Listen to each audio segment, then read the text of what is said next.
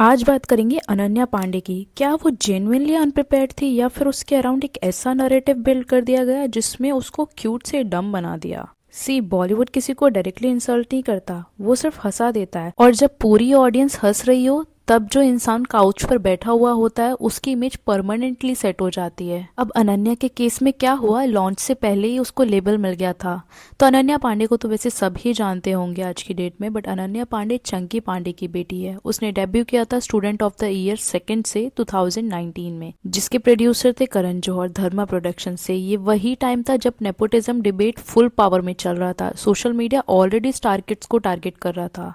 तो इमेजिन करो, जिसका लॉन्च बिगेस्ट बैनर से हो रहा है, इंटरनेट ऑलरेडी डिसाइड कर चुका था कि वो प्रिविलेज्ड इनसाइडर है। यहाँ से अब प्रेशर स्टार्ट होता है। तो सिनेरियो कुछ ऐसा था। एक्ट्रेस राउंड टेबल की बात ही है, वहां पर अनन्या पांडे भी मौजूद थी और डिस्कशन नेपोटिज्म पे चल रहा था। तब अनन्या ने कहा, my dad has never been in Dharma films, he has never been in coffee with Karan, so it's not like everybody knows him. अब इम्पोर्टेंट बात यहाँ पर ये थी, तो इसके रिप्लाई में सिद्धांत चतुर्वेदी ने बोला था कि जहां हमारे सपने पूरे होते हैं वहां से इनका स्ट्रगल स्टार्ट होता है। हालांकि ये बहुत बड़ा टॉपिक बन गया था और उसके बाद सारी की सारी जो सिंपैथी थी और सारा का सारा सपोर्ट जो था पब्लिक का, वो सिद्धांत की तरफ चला गया था ऑटोमेटिकली। बट यहाँ पर कॉन्टेक्स्ट ये था, अनन्या पांडे का कंपैरिजन आउटसाइडर और इनसाइडर का नहीं था। वो वहां पर मे बी ये प्रूव करना चाहती थी और ये कोशिश कर रही थी कि उसका family background Salman Khan level का या कपूर फैमिली जैसा नहीं है। लेकिन प्रॉब्लम क्या हुई, clip out of context viral हो गया, मीम पेजेस बन गए और स्ट्रगल क्वीन का टैग वहीं से स्टार्ट हो गया। क्योंकि सिद्धांत आउटसाइडर है और ये डिफरेंसेस बॉलीवुड में स्टार्टिंग से ही होते हैं कि नेपो किड्स को काफी ज्यादा प्रेफरेंसेस और प्रिविलेजेस ऑलरेडी मिलते हैं, जो कि उन कोई कंट्रोल नहीं है उस बात पे। हाँ, आउटसाइडर्स को भी मौका मिलना चाहिए, मैं उस बात के लिए नहीं बोलती हूँ, बट हर कोई प्रोफेशन में ऐसा होता है ना कि इंसान अपने इंसान को आगे बढ़ाना चाहता है, अपने लोगों को प्रिविलेजेस देना चाहता है और अपने लोगों को स्ट्रगल कम करते देखना चाहता है, वो चाहे कोई भी प्रोफेशन हो। और देखो, मुझे ये पर्सनली लगता है कि एट द एंड आपका काम ही बोलता है। जैसे रणबीर कपूर भी नेपो किड ही है, बट उसकी एक्टिंग इतनी स्ट्रांग है कि वो ध्यान भी नहीं जाता है नेपो किड है भी कि नहीं। जैसे आलिया भट्ट की एक्टिंग भी कितनी ज्यादा स्ट्रांग है, नेपो किड तो वो भी है, बट एट द एंड आपकी एक्टिंग कैसी है, आपका काम कैसा, आप जिस फील्ड में हो वहां पर आपकी performance he at the end matter करती है। मुझे पर्सनली ऐसा लगता है, क्योंकि बहुत सारे ऐसे नेपो किड्स हैं जिनकी एक्टिंग एकदम फॉल्स है, लेकिन स्टिल उनको कोई तवज्जो नहीं दी जाती है आफ्टर सम टाइम, क्योंकि लोगों को भी इतनी सेंस है कि कौन अच्छा एक्टर्स और किसकी परफॉर्मेंस को प्रेज करना है। अगर कंपैरिजन करें आलिया भट्ट की और सारा अली खान की, दोनों ही अच्छे फैमिली बैकग्राउंड्स हैं, बॉलीवुड में काफी स्ट्रॉन्ग बैकग्राउंड है दोनों का, लेकिन एक्टिंग वाइज बात करें तो सारा अली खान की एक्टिंग बहुत डल है और ऑडियंस को ये सब समझ आता है और ऑडियंस उसको फालतू प्रेज नहीं करती है। But at the same time Alia Bhatt भी नेपो किड है, वो भी अच्छे बैकग्राउंड से आती है, लेकिन उसकी एक्टिंग इतनी स्ट्रॉन्ग है कि वहां पर ध्यान नहीं जाता है कि वो एक नेपो किड है, क्योंकि वो रोल में फिट हो जाती है। तो ओवरऑल जो अनन्या पांडे का कॉन्टेक्स्ट था, वो अपने फादर को ए लिस्ट ना होने के कॉन्टेक्स्ट में वहां पर बता रही थी। अभी इस स्ट्रगल मूवमेंट पे इमेज सीमेंट हो गई थी अनन्या पांडे की। इसके बाद अनन्या पांडे की जो डम इमेज बनाने का सबसे बड़ा मुझे क्रेडिट जो लगता है वो करण जौहर को लगता है। करण जौहर का टीजिंग पैटर्न है एक। अब बात करें करण जौहर की, देखो करण जौहर का होस्टिंग स्टाइल एकदम टीजिंग और प्रोवोकेटिव है, वो सबको ऑकवर्ड क्वेश्चंस पूछता है। बट अनन्या के साथ पैटर्न नोटिसेबल है। जैसे कि एग्जांपल, अनन्या को वो इस तरह की बातें पूछता है, you hate your contemporaries. Coffee with Karan के सीजन 7 में करण जौहर डायरेक्टली बोलता है, तुम अपने कंटेम्प्रेरी से जेलस हो, हेट करती हो किसी को।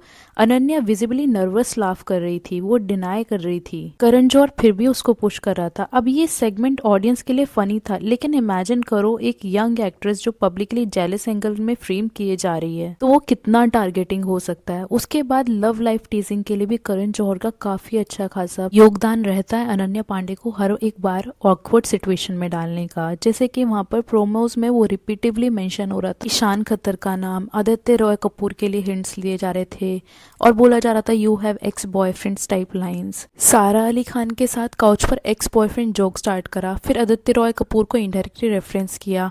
कैमरा अनन्या पर जूम हो रहा था, जो कि वो ऑकवर्ड स्माइल कर रही थी, गिगल कर रही थी। करण का टोन प्लेफुल होता है, पर इंटरनेट के टोन रुथलेस होता है। उसके बाद विजय देवरकोंडा के साथ जो उसका एपिसोड था, वहां पर भी विजय और अनन्या आए थे। विजय तेलुगु में कुछ प्लेफुल बोलता है, करण ट्रांसलेट करके उसको थोड़ा फ्लर्ट एंगल में फ्रेम कर देता है, जो कि जानबूझ करके होता है, जिसकी नेसेसिटी भी नहीं होती है, और वो ऑडियंस लाफ और अनन्या का ऑकवर्ड सिचुएशंस पूरी क्लिप वायरल हो जाती हैं। और एक और बात, करण जौहर जो कि स्टार किड्स को पब्लिक डिफेंडर बन जाता है, उनका नेपोटिज्म फेस को वो लॉन्च करता है, उन सबको लॉन्चिंग प्लेटफॉर्म प्रोवाइड करता है, फ्रीक्वेंट इंटरव्यूज करता है, उनके साथ इंटरव्यूज में रहता भी है, but simultaneously public टीजिंग, personal life robin, privileges को रिमाइंड करना, हर बार नेपोकिड अनन्या पांडे को बोलना, जो कि वो बहुत सारे नेपोकिड्स के साथ नहीं करता था, बट अनन्या पांडे को बहुत इजीली टारगेट कर देता है जहां पर उसके साथ आउटसाइडर कोई खड़ा हो। जैसे कि एक क्लिप था जहां पर कार्तिक आर्यन उसके साथ खड़ा था अनन्या पांडे के, तो वहां पर भी करण जौहर बहुत ब्लंटली बोल रहा था, फ्रीली बोल रहा था, एकदम स्ट्रेट फॉरवर्डली कि आउटसाइडर और इनसाइडर। अब यहाँ पर करण जौहर की मेंटालिटी इनडायरेक्टली ये है कि वो पब्लिक को जवाब दे रहा है, ट्रोलर्स को जवाब दे रहा है, ऑडियंस को जवाब दे रहा है, बट यहाँ पर ऑडियंस को कोई फर्क नहीं पड़ता, वो इनडायरेक्टली डायरेक्टली कुछ भी किसी को बोले तो ऑडियंस जाती है सिनेमा में एंटरटेन होने के लिए, मूवीज देखने के लिए, ना कि करण जौहर के इनडायरेक्ट इंटरव्यूज में सरकाज़म लेने के लिए, और उससे पब्लिक को कोई फर्क भी नहीं पड़ता है।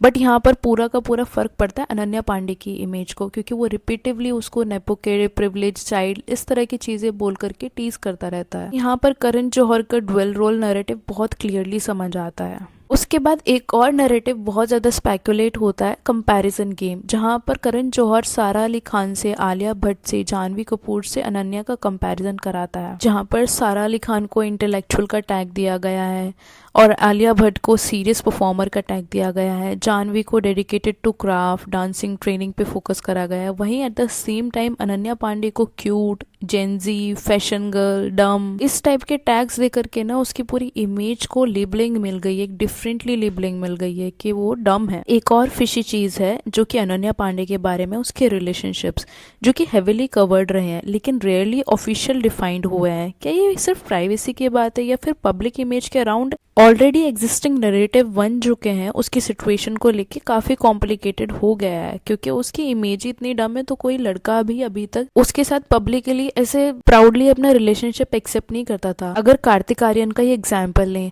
तो वहां पर साफ समझ आ रहा था, कपिल शर्मा के शो में जब अपनी मूवी को प्रमोट करने के लिए आए थे तो साफ समझ आ रहा था कि इन दोनों के बीच में कुछ डिफरेंट एंगल है जो कि काफी कपल की वाइब दे रहे थे, बट कार्तिक आर्यन एक अपने लेवल तक इग्नोर करने की कोशिश कर रहा था इसको, वो बचना चाह रहा था इसके साथ अपना नाम जोड़ने से। हालांकि मीडिया में ये चीजें बहुत स्पेकुलेट हो रही थी कि इन दोनों के बीच में कुछ तो चल रहा है, बट कार्तिक आर्यन की साइड से ऐसी कोई श्योरिटी नहीं आ रही थी कि हाँ ये लोग रिलेशनशिप जैसी वाइब वो नहीं देना चाह रहा था, जबकि अनन्या पांडे काफी हद तक रेडी नजर आ रही थी वहां पर, और वो समवेयर अनकंफर्टेबल भी हो रही थी कार्तिक आर्यन के रिस्पॉन्सेज से। वहीं जिन जिन लोगों के साथ भी अनन्या पांडे रिलेशनशिप में आई है, कभी किसी ने प्राउडली एक्सेप्ट नहीं कराया उसको, एक्सेप्ट ईशान ने भी उसको रिलेशनशिप में, जब उनका ब्रेकअप हो गया उसके बाद उसने एक्सेप्ट करा कि हाँ ये दोनों रिलेशनशिप में थे, अदरवाइज किसी ने ओपनली कभी अनन्या पांडे को एक्सेप्ट नहीं किया है। और मुझे इसका पर्सनली रीजन ऐसा लगता है कि जहाँ पर अनन्या पांडे भी कॉन्शियस रही है इस बारे में, उसने अपने फादर के बैकग्राउंड के बारे में काफी बार मेंशन करा है, तो मुझे ऐसा लगता है comparative to all nepo kids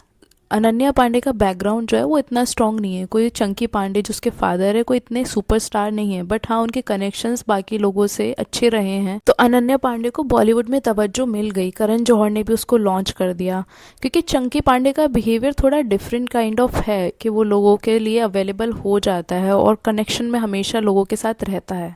और बॉलीवुड में देखा जाए तो चंकी पांडे की ऐसा कोई रिस्पेक्ट है नहीं किसी की नज़रों में भी, सब उसको मजाक के तौर पे ही यूज़ करते हैं, हर जगह पर जहाँ पर भी वो जाता है वो जोक बन करके ही रहता है, जो कि बाकियों के लिए इतना ईजी नहीं होता है। तो यहाँ पर मुझे समवेयर ऐसा लगता है कि अनन्या पांडे नेपो किड के बेस पे लॉन्च तो हो गई है, but at the end matter क्या करता है कि वो किस बैकग्राउंड से आ रही है, उसके फादर हैं कौन, उसी अकॉर्डिंग सब उसको ट्रीट भी करते हैं और फालतू की उसकी डम इमेज बनाने का ट्राई करते हैं, जबकि मुझे काफी वो इमोशनल और सेंसिटिव लगती है, और समवेयर अगर उसको सुना जाए तो उसके अंदर इंटेलेक्ट भी है। के अलावा भी किसी मेल की तरफ से उसका कभी रिलेशनशिप को एक्सेप्ट नहीं करने के और भी रीजंस हो सकते हैं जो हम एनालाइज करके आपको बता सकते हैं कि मेल एक्टर का पीआर प्रोटेक्शन होता है, या फिर जेनजीज कैजुअल डेटिंग कल्चर भी हो सकता है, या पब्लिक ट्रोलिंग से बचने की स्ट्रेटेजी। अब खुद सोचो, जब एक एक्ट्रेस ऑलरेडी मीम टारगेट हो रखी है तो कोई मेल अपने स्टार, अपनी ब्रांड को रिस्क नहीं लेना चाहेगा, तो इस तरीके से भी अनन्या पांडे को यूज़ किया जाता है, मुझे ऐसा पर्सनली लगता है।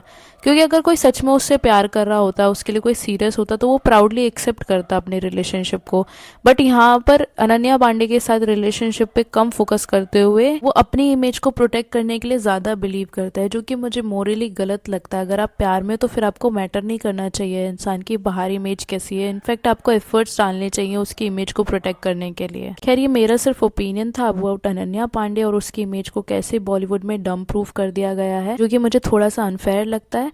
बट आपका क्या ओपिनियन है इस बारे में, प्लीज अपना ओपिनियन कमेंट सेक्शन में जरूर शेयर करें। And if you like this video then please do like share and subscribe to my channel. Thank you so much for watching. Bye bye.